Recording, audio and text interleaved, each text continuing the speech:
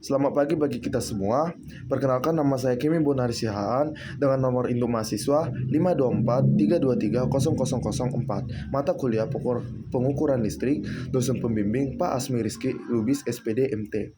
Di hari ini saya akan menjelaskan kepada kalian semua pembuktian 3 fasa menggunakan 3 wattmeter dan 2 wattmeter. Selamat menyaksikan. Pembuktian 3 fasa menggunakan 3 wattmeter. Pendahuluan. Pengukuran daya dalam sistem 3 fasa dengan menggunakan 3 wattmeter adalah metode yang umum digunakan untuk mengukur daya dalam sistem 3 fasa, terutama pada sistem 3 fasa yang tidak seimbang atau untuk sistem beban yang lebih kompleks. Metode ini mengandalkan pengukuran daya pada masing-masing fasa dan kemudian menggabungkannya untuk mendapatkan total daya yang digunakan oleh sistem. Pada sistem 3 fasa dengan 3 wattmeter, setiap wattmeter mengukur daya pada salah satu fasa dengan prinsip bahwa kita mengukur daya yang berhubungan dengan setiap fasa, baik yang berada pada saluran fasa maupun netral. Langkah-langkah pembuktian. Fasa A, B, dan C masing-masing dihubungkan ke 1 wattmeter. Dalam sistem 3 fasa dengan koneksi WY dan delta atau delta, daya total yang digunakan dapat dihitung dengan menjumlahkan daya yang diukur oleh ketiga wattmeter. Karena dalam sistem 3 fasa simetris, daya yang dihitung oleh ketiga wattmeter akan memberikan hasil yang akurat untuk daya total yang digunakan oleh beban. Rumus yang digunakan P sama dengan P1 tambah P2 tambah P3. P1, P2, P3 adalah daya yang diukur oleh masing-masing wattmeter. Metode ini sangat berguna dalam situasi di mana informasi tentang komponen daya seperti data aktif atau real power dan daya reaktif atau reactive power dibutuhkan untuk analisis lebih lanjut. Pembuktian 3 fasa menggunakan 2 wattmeter. Metode 2 wattmeter digunakan untuk mengukur daya dalam sistem 3 fasa dengan menggunakan hanya 2 wattmeter. Metode ini lebih umum digunakan terutama dalam sistem 3 fasa yang seimbang atau simetris. Biasanya metode ini diterapkan untuk sistem 3 fasa dengan tegangan seimbang. 2 wattmeter lebih efisien dalam banyak kasus dan dapat memberikan informasi daya total dalam sistem 3 fasa yang seimbang dengan hasil penjumlahan dari 2 wattmeter. Langkah-langkah pembuktian. 2 wattmeter dihubungkan ke 2 saluran fasa, misalnya saluran fasa A dan B, untuk mengukur daya aktif atau real power yang digunakan oleh beban. Dengan 2 wattmeter, kita dapat mengukur daya total tanpa perlu menghubungkan ke 3 wattmeter. Daya total dalam sistem 3 fasa dapat dihitung dengan penjumlahan daya yang diukur oleh kedua wattmeter tersebut. Rumus yang digunakan untuk sistem 3 fasa dengan tegangan seimbang dan arus seimbang. Daya yang dihitung dapat dinyatakan sebagai P sama dengan P1 tambah P2. P1 dan P2 adalah daya yang diukur oleh 2 wattmeter. Untuk menghitung daya reaktif atau Q dan daya total atau S, biasanya digunakan hasil dari wattmeter pertama dan kedua untuk memperoleh faktor daya dan informasi lainnya. Untuk penjelasan yang lebih jelas, kita akan langsung masuk ke contoh soal sekaligus mencari nilai pi terbaiknya.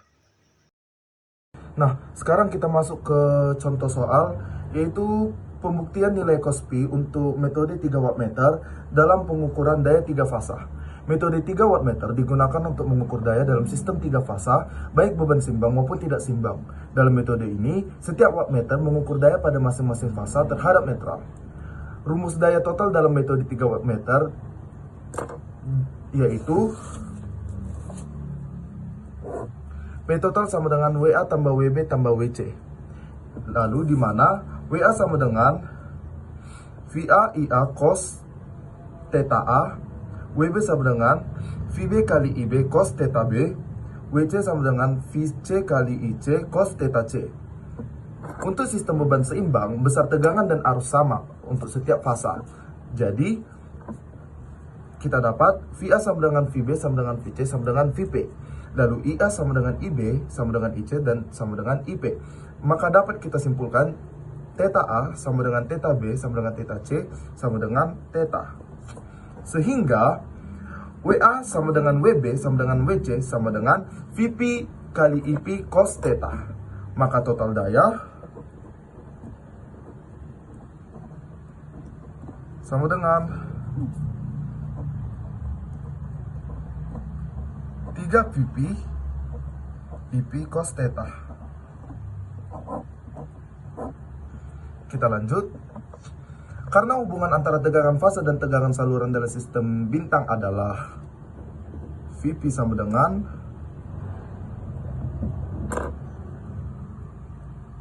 VL per akar 3, maka P total sama dengan 3 VL per akar 3 PP cos theta. Maka P total sama dengan 3 VL IP cos theta. Dengan sistem 3 fasa, arus saluran sama dengan arus fasa dalam hubungan bintang, yaitu IL sama dengan IP. Sehingga P total sama dengan 3 VL IL cos theta. Ini membuktikan bahwa cos theta dalam metode 3 wattmeter benar dan sesuai dengan perhitungan daya 3 fasa. Sekarang kita masuk ke pembuktian nilai cos P untuk metode 2 wattmeter. Dalam 2 wattmeter, daya total diberikan oleh P total sama dengan W1 tambah W2, di mana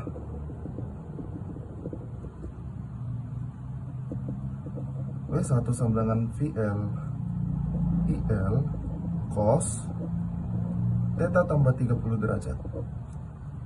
W2 sama dengan VL IL cos theta kurang 30 derajat. Nah, sekarang kita akan menjumlahkan kedua wattmeter, yaitu P total sama dengan VL IL cos theta tambah 30 derajat tambah cos theta kurang 30 derajat. Di sini kita menggunakan identitas trigonometri,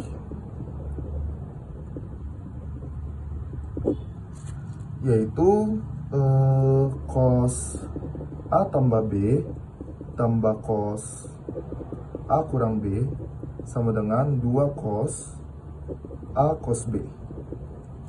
Setelah kita dapat identitas trigonometrinya, maka P total sama dengan VLIL 2 cos theta cos 30 derajat. Karena cos 30 derajat sama dengan akar 3 per 2, maka P total sama dengan VL IL akar 3 cos theta. Karena daya aktif sistem 3 fasa adalah P sama dengan 3 VL IL cos theta, maka hasil pengukuran dengan 2 wattmeter memberikan nilai cos P yang benar. Kesimpulan yang bisa kita ambil dari 2 percobaan tadi, yaitu yang pertama, metode 3 wattmeter tidak memiliki batasan cos P, bisa mengukur daya dengan akurat untuk semua faktor daya, atau baik beban induktif, kapasitif, atau resistif. Dan untuk metode 2 wattmeter, efektif untuk sebagian besar kasus, tapi ada batasan. Yang pertama, jika cos P mendekati 0,5, salah satu wattmeter bisa menunjukkan 0. 2, jika cos P 0,5, jika cos P lebih kecil dari 0,5, salah satu wattmeter bisa negatif yang menunjukkan daya reaktif dominan. Dan yang ketiga, jika cos P sama dengan 0 atau beban murni induktif atau kapasitif, kedua wattmeter menunjukkan nilai yang sama tetapi berlawanan tanda, yaitu W1 tambah W2 sama dengan 0, sehingga metode ini tidak dapat mengukur daya aktif. Maka dengan begitu sekian dari penjelasan saya. Terima kasih, selamat pagi.